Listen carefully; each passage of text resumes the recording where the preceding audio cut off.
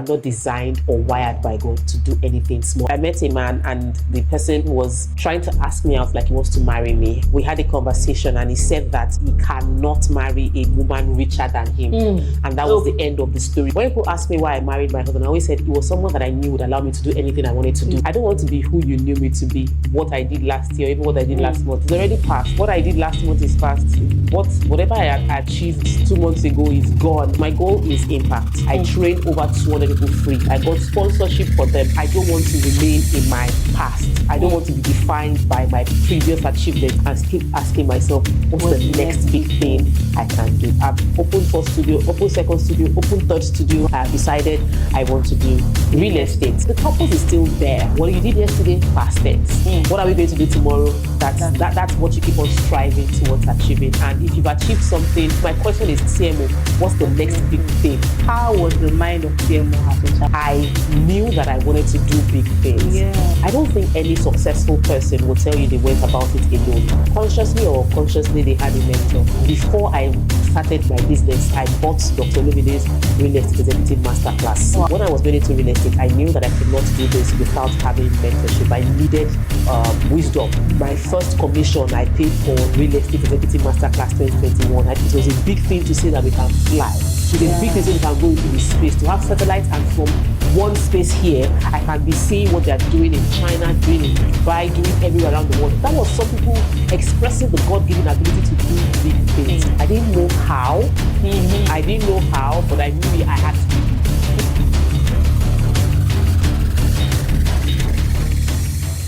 Hi everyone, it's Precious Ochaigha once again, and welcome back to Ask the Guru's Corner. Today our guest is very different. She's a trailblazer, a trendsetter.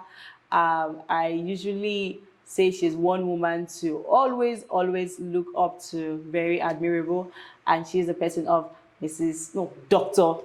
Temitope Makodi. Hello, ma, how are you doing? I'm very good, thank you. I have to remember that doctor. There's no need. I know TMO is fine. Yes, it's popularly known as TMO. So, ma, how are you doing? Grateful to God. You know, if you run a business in Nigeria, every time you're able to pay salaries, open shop, you have to remain grateful to God. Yeah. So Web 360 is your company. But we all know that you, apart from being a TV presenter and a makeup artist, makeup artistry was what you were known as initially. So how was it for you? How did you how did you go into the real estate industry as a whole? I think when it comes to life, people should not be boxed into who people know me to be. I don't want to be boxed into who people know me to be. I don't want to be who you knew me to be. If all you know about me is what I did last year, even what I did last month, it's already past. Like what I did last month is past. Whatever I had achieved 2 months ago is gone. It's about what's the next thing to do. So for me, that was the reason from moving from makeup to real estate was, yes, I've done this. I've done it. I've tried. I've opened first studio, opened second studio, opened third studio. Wow. COVID locked us out. We closed down all the studio. After COVID, do I want to still open the studio? Do I want to try something else? So it was a case of, I don't want to remain in my past. I don't want to be defined by my previous achievements. What else is left for me to create? And I found expression in the real estate space, and it's been an interesting journey so far. Wow. See why I say he's a trailblazer, wanting to be a better version of yourself every single day. So coming into the real estate industry, because I don't think, if I'd imagine it's so wide, and that's so much audacity. Moving from real estate and from makeup artistry into real estate, how was that transition like? Because it's not like you moved from makeup to maybe wig selling or to making wig. Like you literally jumped into a whole new industry that has nothing to do with beauty. How was that transition for you? Everybody is selling. So whether I'm selling makeup or my artistry or I'm selling real estate, we're still selling. So I think that it's just making a choice of what you want to sell per time and finding a choice that takes you to your goal faster. So my goal is impact, wealth creation for others and impact. So how do I achieve wealth creation and impact? While I was doing makeup, I tried it. I trained over 200 people free on makeup. I helped people set up their studio. I got sponsorship for them. With the intention of impact and wealth creation. So the purpose is still there. It's just that the expression with which I'm achieving that purpose is changing. So going into real estate is just a decision. I have decided I want to do real estate. And if what I used to sell before, which is my service as a makeup artist, was attracting 100,000, 50,000. Now we're doing real estate where minimum product is like 1 million and millions and millions. The truth is, it's just a decision. I decided, and I knew that I was going to sell the products I want to sell. Now, within real estate, there are still levels to these things. There are areas where I've mastered, and there are areas where I'm a student. I'm still learning to break into some grounds. There are some figures I hear. I'm talking. You are challenged. I'm challenged. I'm talking people saying I'm selling this house for $500,000. Wow. And I'm like, somebody would buy a house for $1 million. And who is the person that can close a $1 million deal, you know? And I'm telling myself, this is the next level. You need to be able to sell properties of $1 million. Wow. So it's with life, you need to keep like I said in the beginning, what you did yesterday, past tense. What are we going to do tomorrow? That's what you keep on striving towards achieving. And if you've achieved something, you ask yourself, can I do more? Do I want to be defined by, Yoruba say, Olowa no. I don't want to be that person that used to be rich yesterday. Yes. That person that built 3-story building. You don't know that man. It was the first 3-story building in our road. Where is he today? What does he have today? Oh, he was the first person to buy white Mercedes Benz. Where is the Benz? The Benz self, you cannot, it's scrap. It does not have any value. Yes. So we must challenge ourselves that I don't want to rest on my previous achievement. What is the next big thing I can do? That's why I went into real estate. And even within the real estate space, I keep asking myself, what's the next big thing I can do? Because I'm not designed or wired by God to do anything small, and neither is any of us. We are not wired to do anything small. It is the big things that humanity has carried out that has brought us to where we are. It was a big thing to say that we can fly. It's a big thing so we can go into the space, to have satellites, and from one space here, I can be seeing what they're doing in China, doing in Dubai, doing everywhere around the world. That was some people expressing the God-given ability to do big things. So my question is, CMO, what's the next big thing that you want to do? I'm always asking myself that question. Listening to you talk, I just start to imagine how was the mind of TMO as a child, like growing up as a young girl, most people do not really find their foot in life very early, but how was your mind? How did you envision yourself? Because if you look at where you are now, is it something you envisioned that you will be? Say, let's go as far back 25 years ago. Did you envision that you would be at this point? I didn't know how. I didn't know how, but I knew I had to be big. So a true story of why I was so sure about it. I met a man, and the person was trying to ask me out like he wants to marry me. And we had a conversation, and he said that he cannot marry a woman richer than him. And that was the end of the story, because I knew that I don't know how rich I'm going to be. For now, you are richer. The guy was richer than me at that time. At that point. Which is okay. But like, what you have done is you have made yourself the limit for me. I do not want to have limit. And I'm talking, I was 22 years. Like, I was that young. At that point, I knew. And when people ask me why I married my husband, I always said it was someone that I knew would allow me to do anything I wanted to do. So even as a young person, I knew that I wanted to do big things. And I did not know how I was going to do it or which field it was going to play out. But I've always had that hunger to impact my world, to change my world, to, like, what am I even bringing up different Yoruba proverbs? Like, if a snake goes on a rock, you don't see its impact.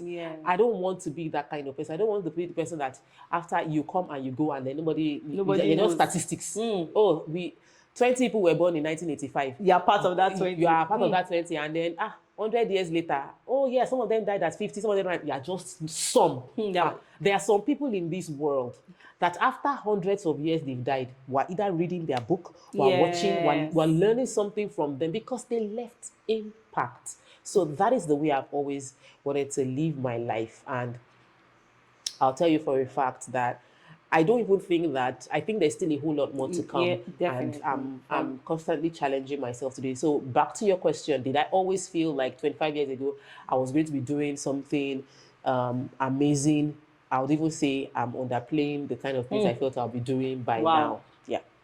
Well, so much confidence and so much. It's just so beautiful. It's not every day you see someone, not even a woman, someone that is so sure of what they are, where they are going Guess to. what? I've been friends with BC, Olabisi Ogbo, Obiajulu. She's on Your View as well, Okay. and she's known me since I was a teenager. And she was always saying that, but Toko, you've always been like this. This is not like It's not new. It's like you've always been someone that you knew what you want to do. You're always saying, I know what I want to do. I want to do this thing. I want to do this thing. So exactly what it's not strange, but I also would tie it strongly into having a sense of self. You know. Yes. Yeah. Okay, so how long have you owned Rep 360? How long has Rep 360 been? Oh, yeah, Rep 360 is 4 years counting. Wow. By next year will Wow. be 5 years. It's like You've you done just a lot in close that. your. It feels like it. I feel like I've not even done what I want to do in But 5 years. from the outside, Like, yes, it's always a looking lot that way. happening. So yeah, we started February 2021, and by February 2026 will be 5 years of being in business. Oh wow! So I know that you are also a member of the Billionaires Conclave. So at what point did you join?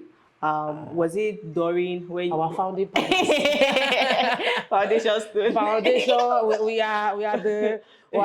We are the founding partners of the Billionaire Billionaires Conclave. Conclave. Once Dr. Olumide said, I am creating Billionaires Conclave, I signed me up. Immediately. When they mentioned the price shake me small. I was like, don't worry, we are going to do it. Wow. Because you cannot give what you don't have. Yes. And you need to be around the right kind of people to be able to create bigger dreams. You need to be around places where your big dreams is what somebody else has done like 5 years ago. Wow. So yeah, that's what I get from being in the Billionaires Conclave.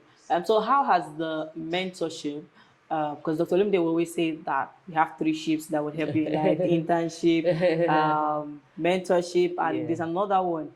I've forgotten the last one. But how has mentorship played a key role in your partnerships? Yes. Yeah, partnerships. Yes. How has mentorship played a key role for you in your industry now, real estate? So, the truth is, real estate is not a journey. I don't think any successful person will tell you they went about it alone. Consciously or unconsciously, they had a mentor. They had a mentor who was talking to them one-on-one, or a mentor who they read maybe his books, and they followed his blueprints back to back. It's easier when you have somebody that is talking to you one-on-one. There's no success person that will not say they didn't have that sort of like guidance. They might not call it mentorship. They can call it like a big sis, a big brother, a guardian, or someone. But they had a mentor. When I was going into real estate, I knew that I could not do this without having mentorship. I needed wisdom ahead so that I would travel this journey faster and easier. I would avoid a lot of mistakes that many other people make. So having mentorship was not something I was going to joke about. I started, like before I started my business, I bought Dr. Olumide's Real Estate Executive Masterclass. Wow. Before I started, my first commission I paid for Real Estate Executive Masterclass 2021. I told you I started my business in February. I was in May. The first week of May, I was at the Real Estate Masterclass with Dr. Olumide Emmanuel because I understood the power of knowledge. And so when he said he was starting Billionaire Conclave, immediately there was sign me up. there was no other option. We are going to make this work. And so for me, I think that it's important that we have normalized the conversation around the importance of mentorship. Because there are things you want to do and things you are dreaming of doing that it is when you hear your mentor do it. Like we have Conclave City. And my mentor is doing 1,000 acres. And me, I said, I'm going to do 500. How will I do less than 500? Okay. Yeah. Even if it's just 50% of what your mentor is doing. When my mentor now goes, he will not give me double portion. But for now, let me just even do half of what he's done. And it's just that if he's doing it, like sometimes gives you this courage. Sometimes I'm like, I'm so tired. Then I just go online and I see Dr. Olumide Instagram live tomorrow on one podcast. Next tomorrow, another TV show. Another day, I'm going to Australia. I'm going to Canada. I just tell myself, you cannot be tired. See him in Australia on Saturday. Yes, on Sundays back in Lagos in the podcast. I cannot be tired. So there are many things that I get from the mentorship with Dr. Olumide, aside from one-on-one conversation and access I have to him, is that I see him doing the work. I see him doing it publicly, I see him doing it privately. And seeing him do it encourages me not to give up on the work I need to do, to understand I must continue pushing the barrier. And when I push and the pushing is not pushing, if when I push and it's not working, when I push and I'm not achieving the result, I'll go and meet him that, doctor, is not working. What am I missing?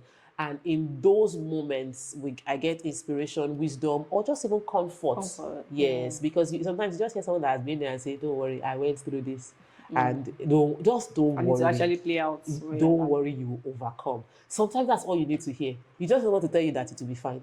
This one you're saying, we too, we suffered this small, and then we now did this, and then it worked out. You know, this thing that you did, let me too go and do it. So you learn from what they've done. You see how you can amplify or change it to fit the circumstances we are in today, and you get results. Mentorship is powerful. Okay, so also in 2020, Doctor started the Business Sustainability Summit, and I know that you have actually attended every edition of the Business Sustainability Summit. And so now we are having another one in September. We just want to know, being a business owner, because he keeps saying that the business sustainability was brought to help build transgenerational organization, helping people to know how to sustain their business, because a lot of people do not have that sustainability in their business. They do it, it just pass after them, that's all. So how has it helped you in Rep 360 as an organization generally? So I would say that I remember the first business sustainability summit. I was MC. I was MC. I had not even started real estate then. I was the MC. It was at Sheraton, me and Sako side by side. I was telling Sako that I have it in mind. Oh, next year I want to do real estate. Next year. But then what I was doing was MCing with TV, with makeup, all of them side by side. But that's the thing about when you want to do your business, is that when you keep acquiring knowledge, you will be able to overcome the challenges. You see, knowledge is like, it's, for me, the more knowledge you have, you can't be a business owner who is not constantly getting knowledge to help you sustain that business. Because economic changes, life changes, policies change. I remember one of the business sustainability summits when we were talking about building a transgenerational business, and Dr. Olumide spent time analyzing different businesses that had existed across several years, even in Nigeria. He did not even go abroad. In Nigeria, the Lebanese businesses that came to Nigeria, the Nigerian businesses that have thrived, how they thrived. Breaking it down was like this eye-opening thing for me about how do I get my children involved in my business? How do I get them to understand what I do, why I do it? I took them to sites. I took my children to the sites. They know this is what mommy does. We buy the land, we portion the land, we do branding, we do videos, we do all of these things to sell the land, we do adverts on social media. They know what I do. They know it properly.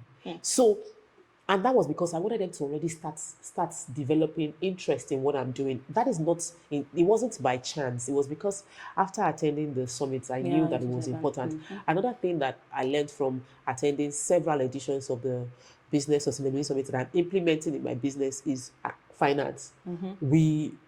When we're doing a few transactions, when you're managing like 50 clients, not a problem. You're managing 100 clients, not a problem. But when you're having like, when you have like 200 or like people paying in installments, and some people don't pay, some pay, you want documents, they don't want documents. In recent time, we had a challenge where one client is paying for 3 friends, and then the accountant is registering the money as his own money alone, and the 3 friends are now owing. So we're now like there are the numbers are.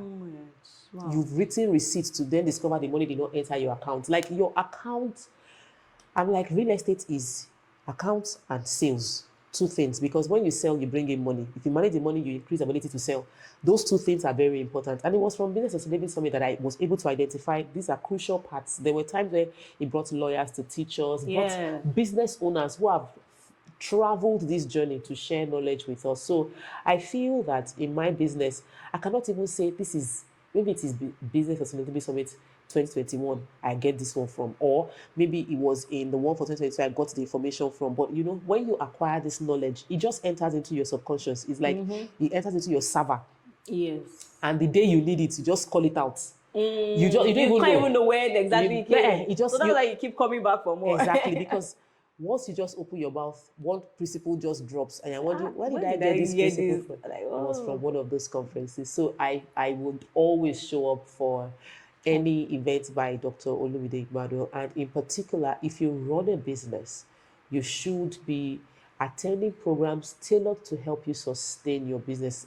The challenge is, in the real estate space, anybody playing in real estate in 2025 in Nigeria would, especially within Lagos, can tell you for a fact that it's been a very very topsy-turvy. It's, from the fact that Ekpe was suspended, you are not Yes, allowed that to was sell a big Ekpe toll. from last year. And then this year they did it was from last year to the coastal road. Oh, it was a good project to do the coastal road, but the impact of the coastal road is that a lot of real estate companies suffered, a lot of their land was lost, a lot of the properties demolished, and they are having to grapple with it. Then the customer apathy, a lot of customers lost properties and lost trust in the system, and you're having to manage your business, sustain your staff that you're paying. So hold on to your properties that you already have, hold on to hoping that government will not near your own own investment one property, day. So it's a lot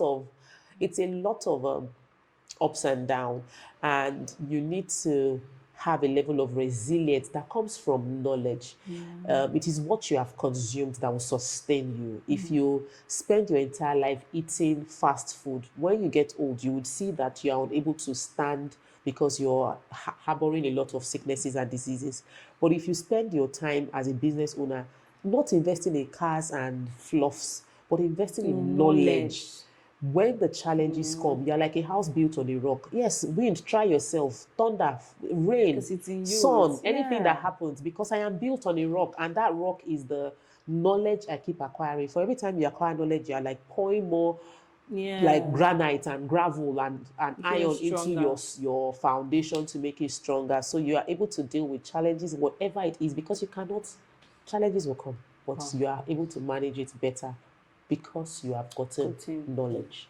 Well, thank you so much, Ma. And another amazing thing for this year's sustainability is just like TMO keeps evolving, we are also evolving, and now you can bring in your management staff, which I feel is a very, very good addition, because you can go for all these summits, get all this knowledge, and your staff that you left back at home have no idea what you have acquired. And even if you want to pass it to them, just like she said, you don't know what will be said in the summit that they will actually just put in their memory archive. So whatever it is, if you can afford to do so, make sure you come with your management staff for this summit, because I tell you, so much knowledge to be gained, so much network. People do not even know about the networking that comes with this thing. The people that you get to meet in that room is even a whole lot with the knowledge that you gain. Thank you so much, TMO. Thank you for having us here. I have people from Port Harcourt to Abuja to Qatar. Wow. All from, well, that's billionaire conclave. Billionaires conclave. That's the billionaire conclave.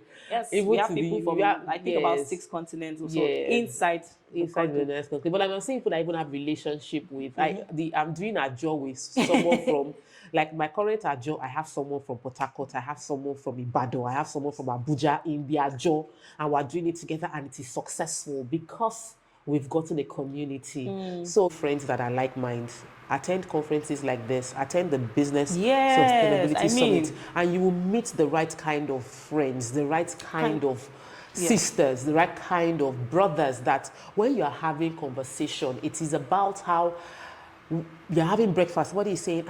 I want to build this 2-story. Let me show you the 5-story that I'm just building. That's it. I mean, let me show you the 4 stories. Attend this, and you meet somebody that is attending it. Everybody is talking about like, I've been doing some 5-story. I'm trying to see if I can do like 13 floors. Oh, my friend just did 13 floors in Ikoyi. Oh yeah, let's talk. That's it. That you have this conversation and you're like, wow, I can do this. Yeah, I can do so this. that's one of the network is a very powerful reason to do. So yeah, Business Sustainability Summit gives you knowledge. The Business Sustainability Summit gives you knowledge. It gives you connect. Yes. The network that you get. And besides that, in this edition, you'll be getting to bring your team to get knowledge as well. So knowledge for the CEO, knowledge for your team, and a network of people that are forward-thinking, visionary, self-development driven. That's the best place to pull your friends from. Yeah.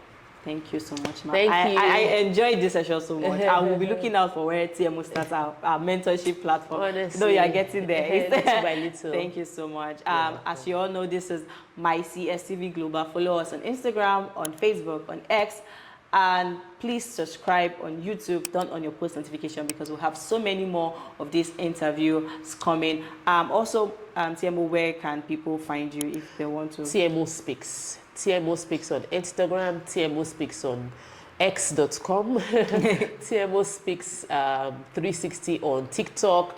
Everywhere TMO Speaks. Just put in even Thread. I even open Thread. I've not been there in a while. But everywhere TMO Speaks. I'm more on Instagram and Facebook though. That's my base, where I share from. Yeah, but I've enjoyed the conversation. It was good talking to you. Thank you so much. Well done on the good work you are doing with CSTV. Thank you. It's a platform for developing entrepreneurs, a platform that shares good knowledge, and a platform that if you want to be, what do you call it, infotainment? Yes, information and entertainment together. Yes. It is CSTV. We have a new tagline, infotainment. Thank you so much, and see you next time.